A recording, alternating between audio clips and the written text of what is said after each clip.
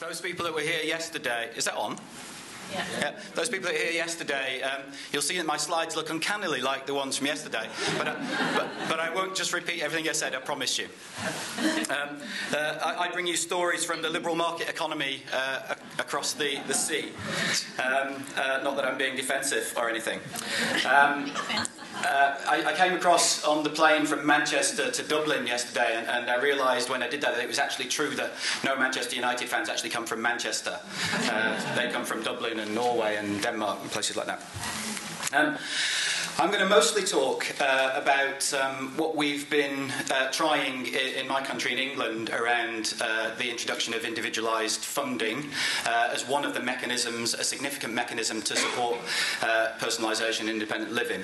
I'm going to focus on, I was requested by Andrew to focus on issues of infrastructure, and I'm thinking both of policy support infrastructure and local infrastructure in doing that. So that'll be a bit of a difference for those people that heard me blather on yesterday. But first, I wanted to say something about conversations I was having with people last night. In the bar and over the meal, we're having lots of chats about what's the situation in Ireland in terms of the disability structures. What's the situation in terms of how providing organisations are set up, and what's the funding arrangements and all that kind of thing. And I was embarrassed really that I knew very little about this. Now, when I say this next thing, really, please don't take offence. I know a number of people took offence yesterday when I seemed to indicate that it was fairly recent that you had the internet in Ireland. And I really, really didn't mean that.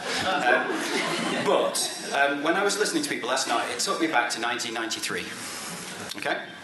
And the reason it took me back to 1993 was that was when, in England, following the passage of the NHS and Community Care Act in 1990, we started to enact what became called community care. And that really was about introducing some market mechanisms, yes, into the social care system. It was about developing what became called a purchaser-provider split, developing a commissioning function and a provider function. It was about shifting away from monolithic service provision, in our case by health and social care agencies.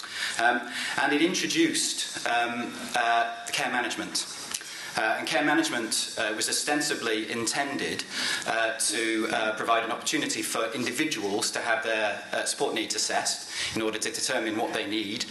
The resources were then to be allocated, delegated down to the level of the care manager, who is then to work with the person to put together a joint package of state resources, community resources, person's natural resources, etc., devised with that person. And that didn't happen. And that's not to say that there weren't some really positive changes that happened resulting from those changes in the early 90s, because there were. But what really happened was there was a shift towards a broadening out of provision. So there were financial mechanisms used to increase the range of providers, particularly to build the private and voluntary sector. But the way the care management system worked was not that money was devolved down to the level of the care manager to negotiate and develop with the person to develop a package. What happened was the money was still kept at a higher level, and at a strategic commissioning level, authorities purchased block contracts of a relatively small number of options for people. And the care management function became to essentially ration and place. So that function, which was initially intended, and the initial pilots that took place in Kent and so on, were well meant to try and individualise the funding processes and experiences, and that did not happen. Yeah? So you introduced a purchaser-provider split, you introduced a commissioning function, you broadened out market mechanisms, you introduced the assessment and care management process, but it didn't lead to significant individualisation of experiences or the direction of funding for people. When I was talking to people last night, you're at this point now where you're going to have to start to work out some of these mechanisms whereby you can get money in people's hands. And I would say that the 1993 to 1996-7 experience in England is something that you want to have a look at so that you can not do some of the stupid things that we did. Sorry, I'm getting a bit rude about ourselves now, but that's what I would say. Anyway, that's not what I'm talking about today. I'm talking about individualised funding in the UK.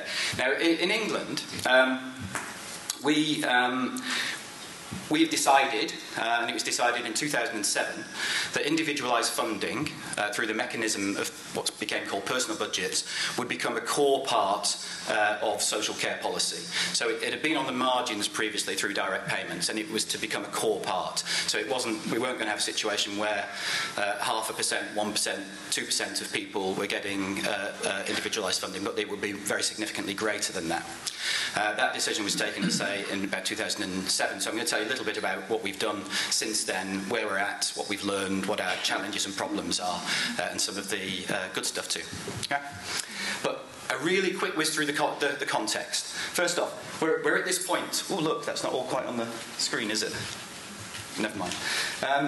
We're at this point now where we're reviewing and redeveloping our social care policy. And there are three bits to it.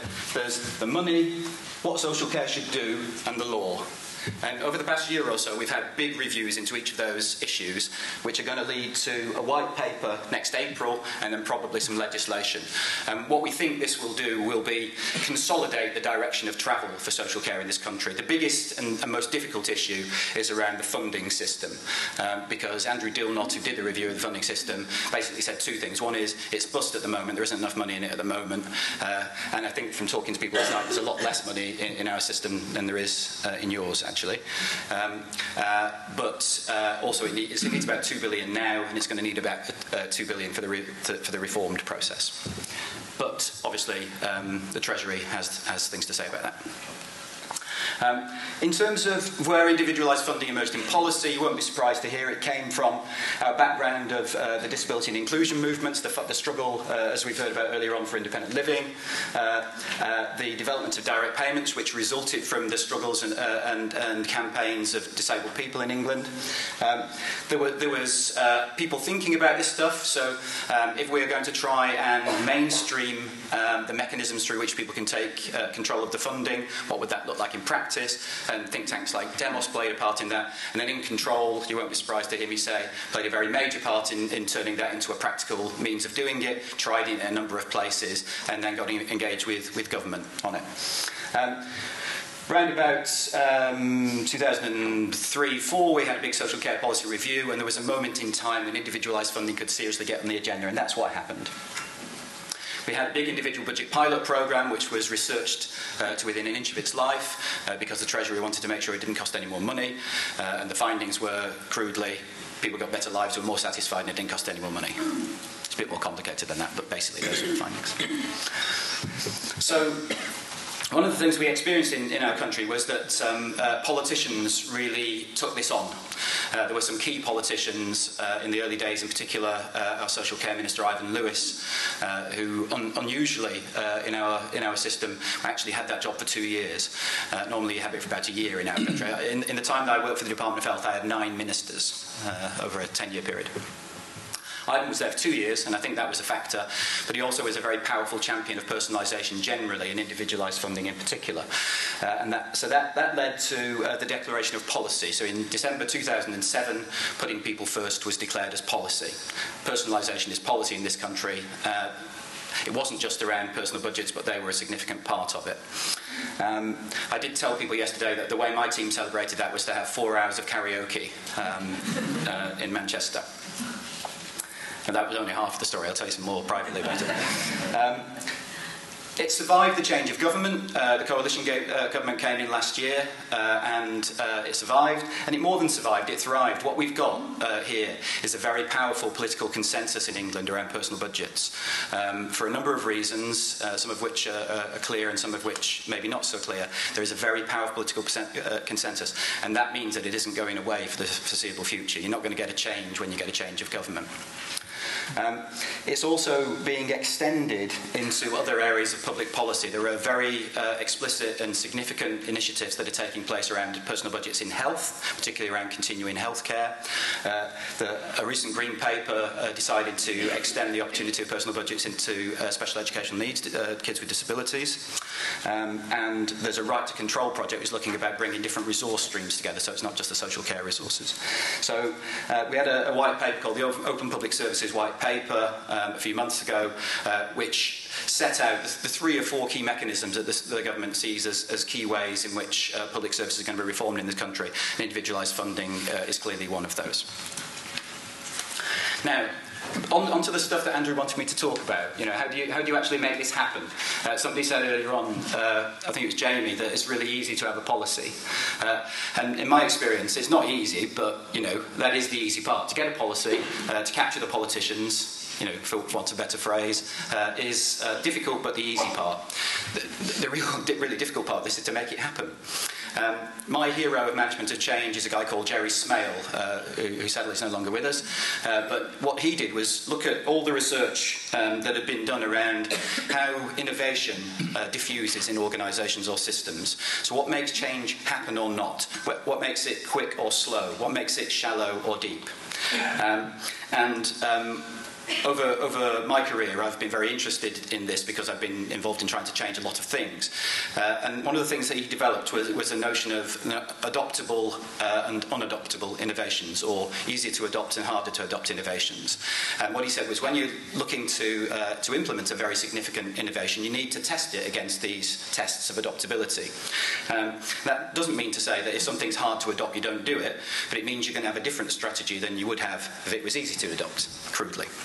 And what we discovered in looking at individualised funding was it was a virtually unadoptable innovation in our country, or extremely difficult to adopt, let's say, for a number of reasons.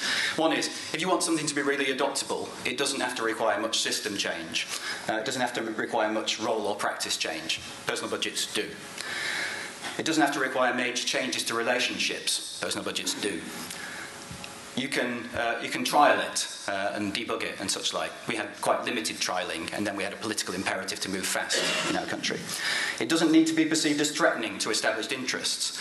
Established interests find this very threatening. You have to have really strong and diffused leadership and enthusiasts for this. We had a few.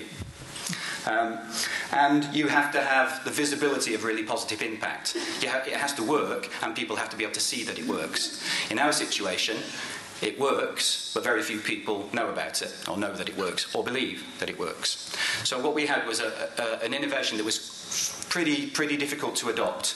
We had a situation where we'd trialled this. We'd done research that was good and robust with about 50 professors. We were confident that this could work.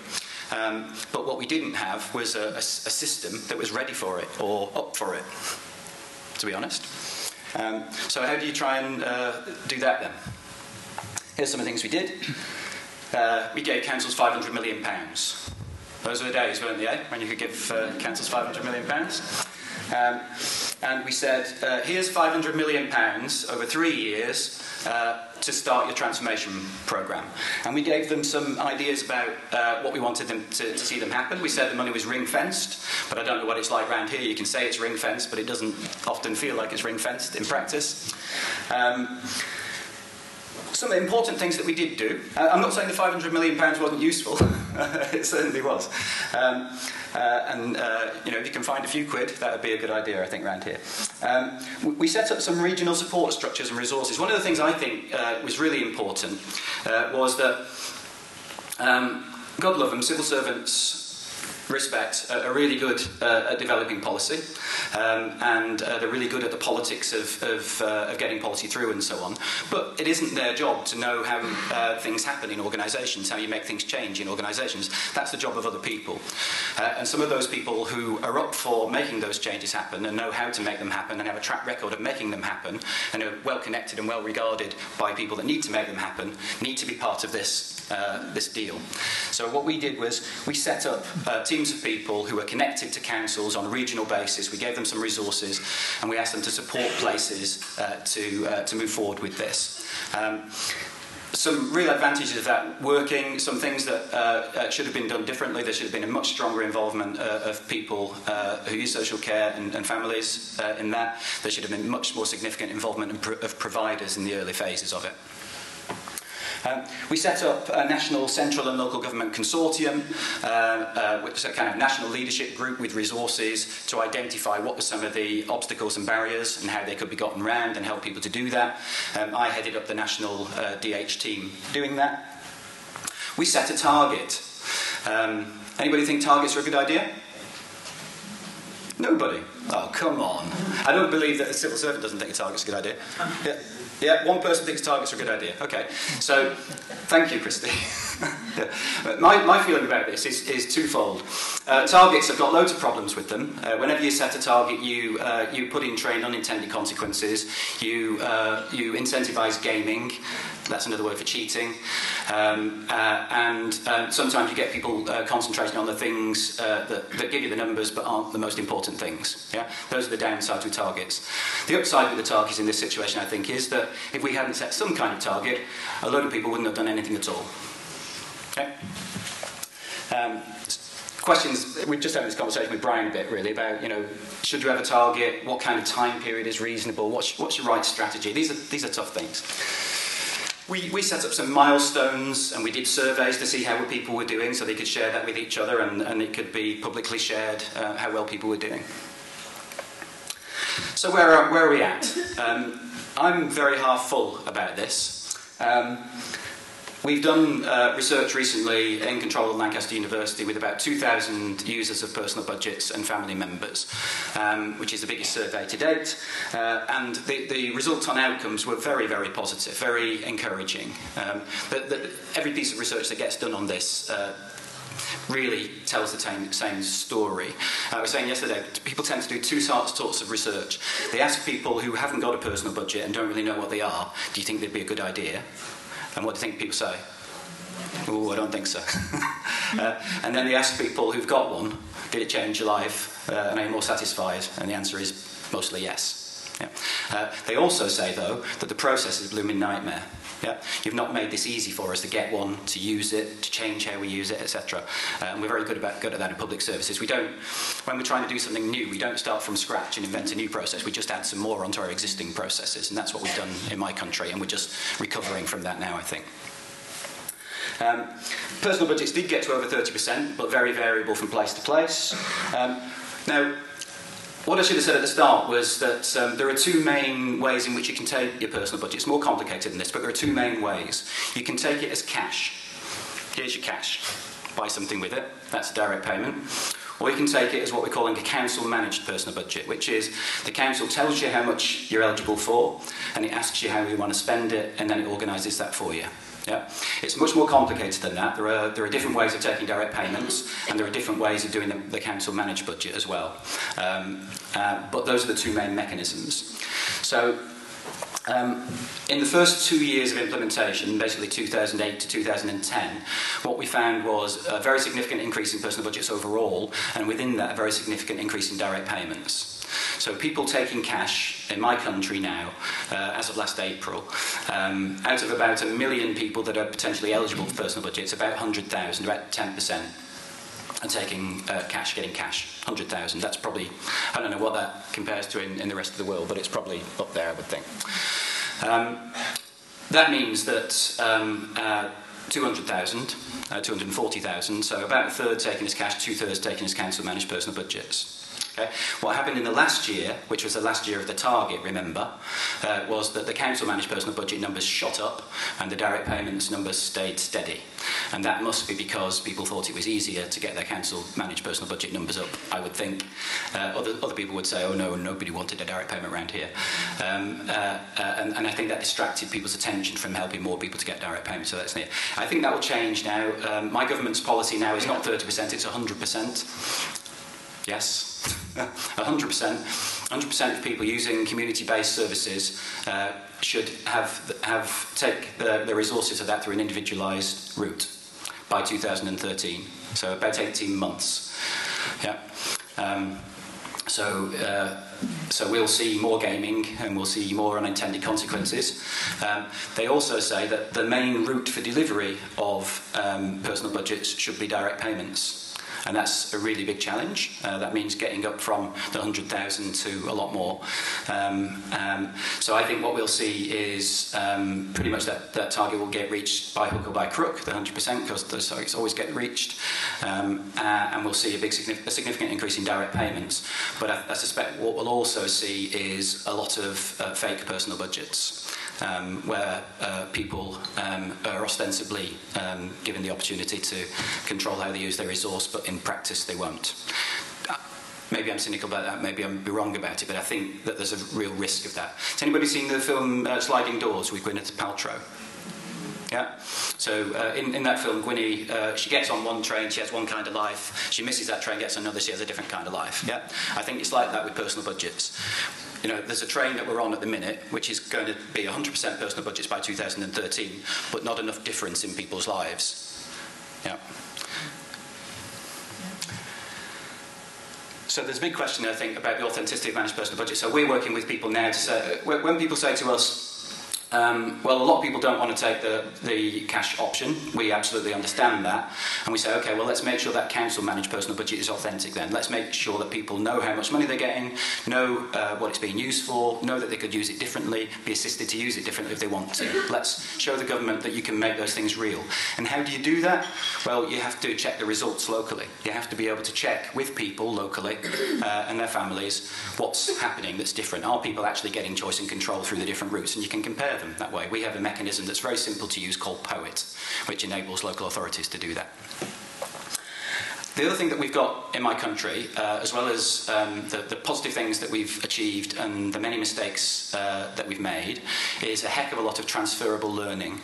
Not all of our learning is transferable, because you've got quite a different situation here. I don't mean this in an insulting way, but you're in 1993, yeah? So I don't mean that you're behind or backward or anything like that. What I mean is that you've got a funding and provider arrangement here that where the mechanisms are like the ones we had in 1993. So you probably won't want to start from the same place and do all the same things that we did. You wouldn't want to do that anyway. But there is a heck of a lot of learning. Am I anywhere near my 5 minutes? No. No? Okay, good. Some issues. Like all countries, we had policy and implementation silos. We had people who were working on policy for older people and disabled people and people with mental health problems and families, and they weren't all lined up around personalisation. And this is a policy for everybody. It's a policy for older people and disabled people and for families. And so getting that lined up is tricky. The speed that we went at meant that the ground wasn't prepared. And very often people say to me at conferences over the past few years, you know, there are 10 or 20 really serious obstacles to this working. And I always think there's at least 100 that I can think of. Yeah? But if you tried to sort those 100 things out before you declared the policy, you would never have declared the policy. It's too scary. It's too potentially scary for people. There are loads of things that you have to sort out. So you have to get into a good enough position on some of these things, and then start, and then learn, and then improve, and then change. We didn't align our significant levers sufficiently. I don't think the people...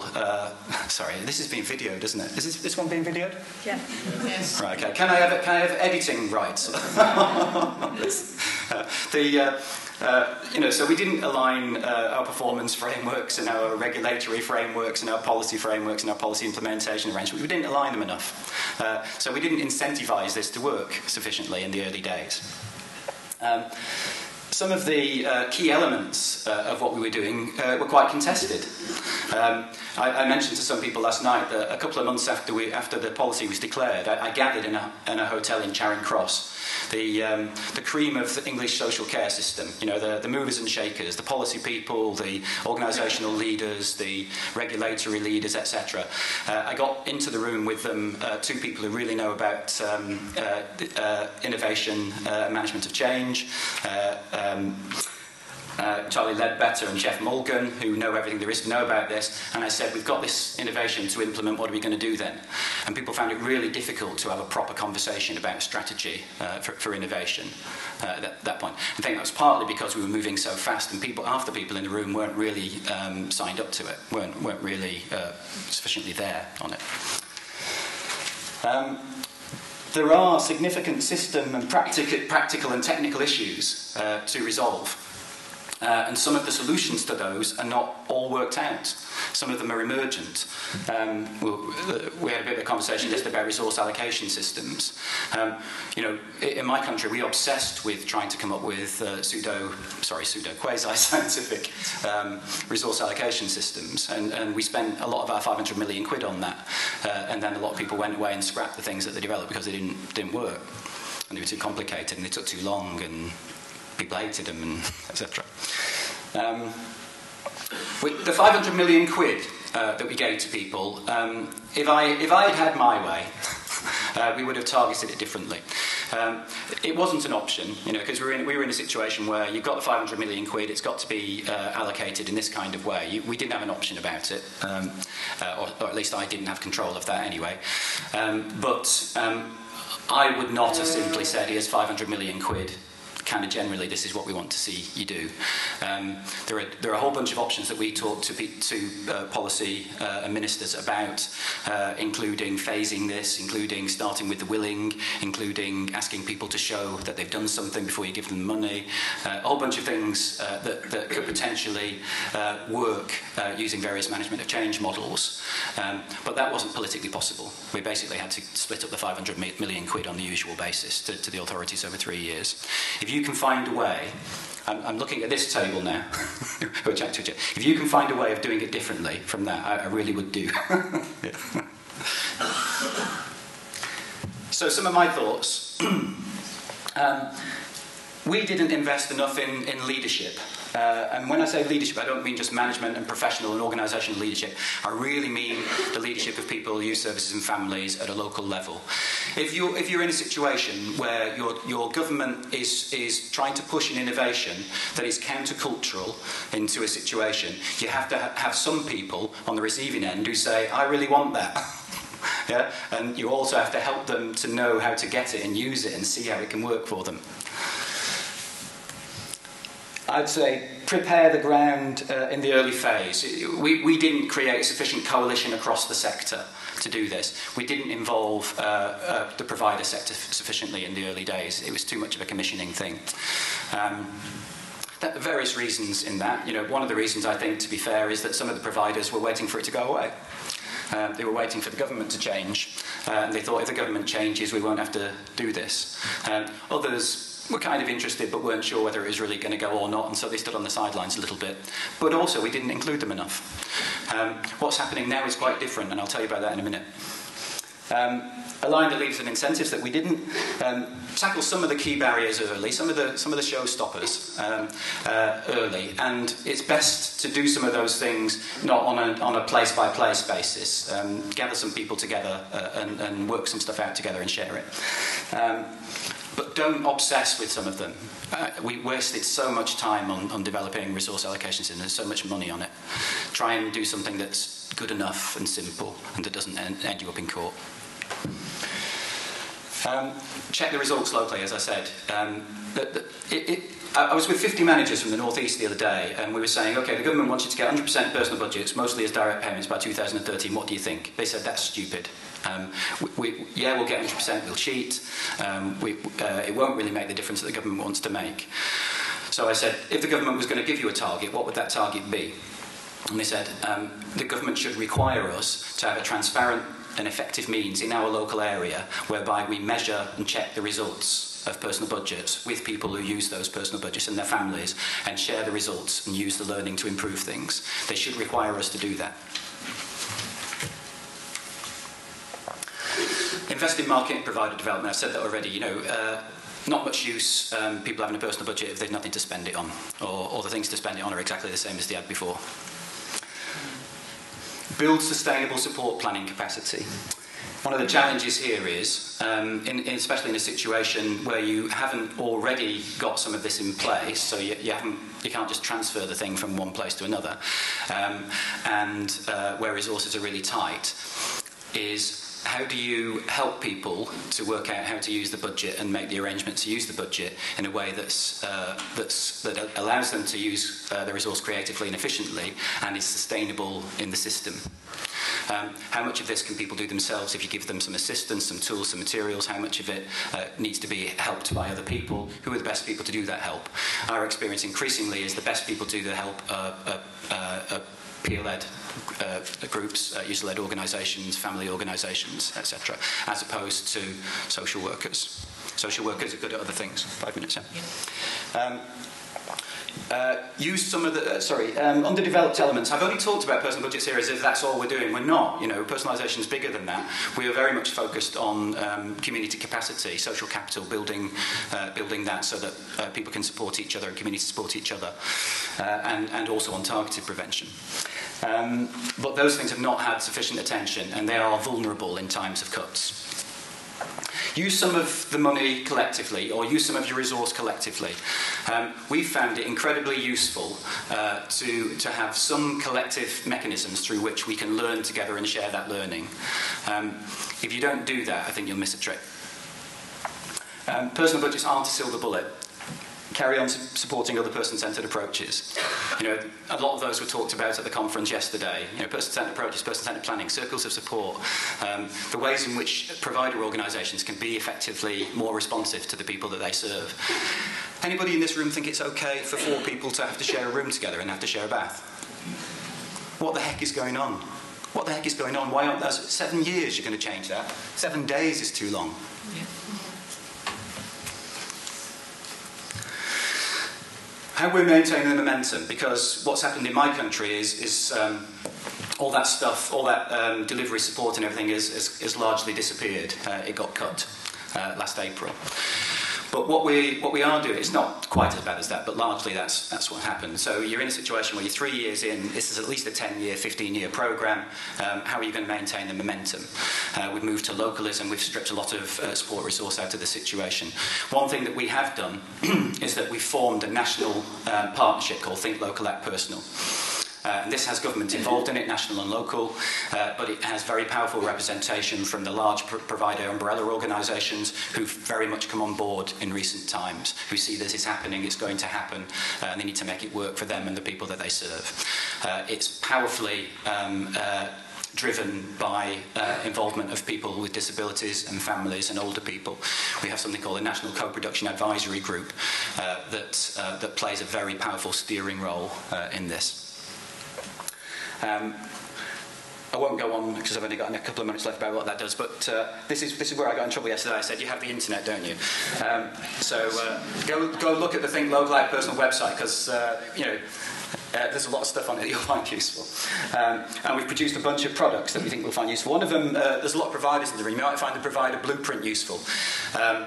There's a couple of things. There's something called Progress for Providers, which is a kind of Cosmo quiz for providers looking to personalise. You know, asks you a bunch of questions, tells you where you're at, makes some suggestions about what you might do and point you to resources.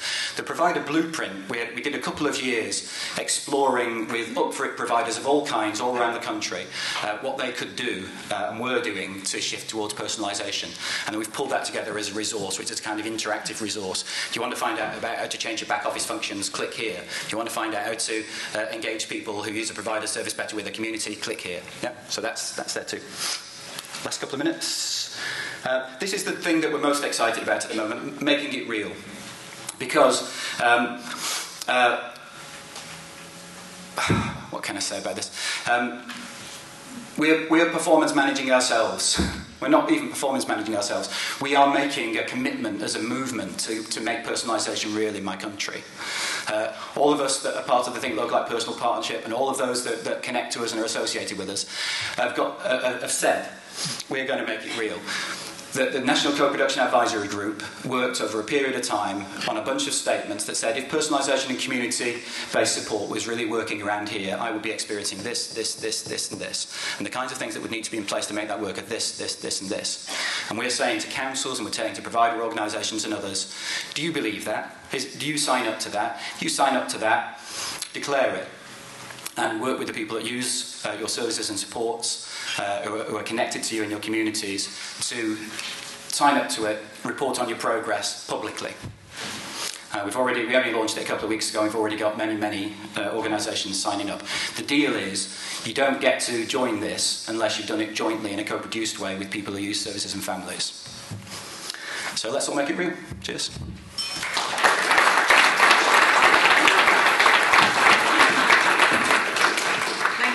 Martin, that was an interesting discussion about what's happening in England. Can I just give people the health warning?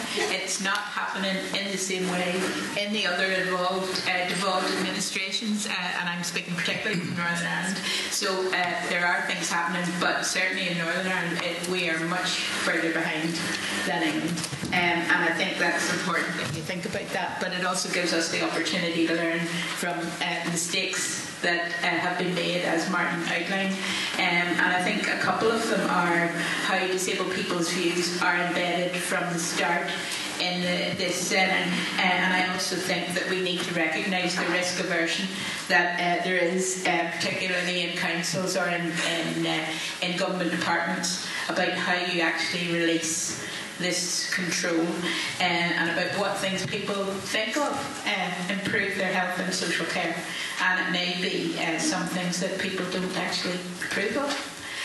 Or it might be that things that people have never thought of. So I think we need in all of this to be thinking on both sides, to think about how we do the information and training for disabled people so that speed issue that Martin referred to very rightly is dealt with and people are all moving the same way at roughly the same time. About how we, in this new era of economic recession, how you look at things like procurement of services, how these services, how disabled people are safeguarded when the services are provided, whether through councils or whatever the mechanism is. And I think we need to think about consistency, because it shouldn't be a postcode lottery about what kind of services you get depending on where you live. I think some of that still remains in England, and I think we just need to learn that lesson, because normally we just follow fairly slavishly. But sorry, I'm only talking about Northern Ireland, right? Sometimes, but most times we just kind of slavishly follow behind. This is a republic. Yeah, I know, but I know where I'm from, Martin, so it's all right. Right? And I know what I am, and I'm not going to discuss nationality here. But you know, I think we need to think about, certainly for Northern Ireland, we need to not adopt and follow slavishly the process, as Martin advised. I think you have a great opportunity, and I think I would encourage you to use it.